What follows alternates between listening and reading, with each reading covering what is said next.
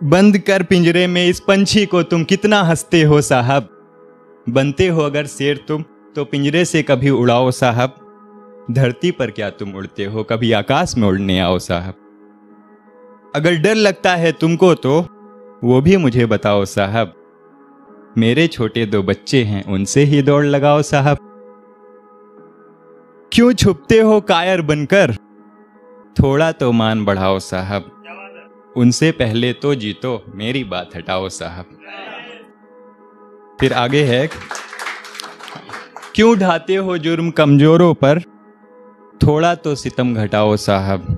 क्यों जुर्म ढाते हो कमजोरों पर, थोड़ा तो सितम घटाओ साहब। मांगो जाकर माफी तुम, अब तो तुम पछताओ साहब।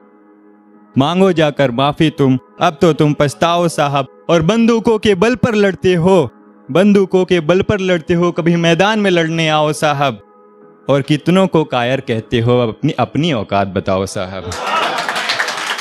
और अगर मुझे हराना हो, तुम चुपके से रात में आओ साहब। इससे पहले मंजिल पा जाऊं, मेरी कलम चुराओ साहब। और तुम कितने शत्रु हो पाले, तुम कितने शत्रु हो पाले, मत बाहर कदम बढ़ाओ साहब। जान अगर हो तुम्हें बचानी, तुम भी पिंजरे में आओ साहब। जान अगर हो तुम्हें बचानी, तुम भी पिंजरे में आओ।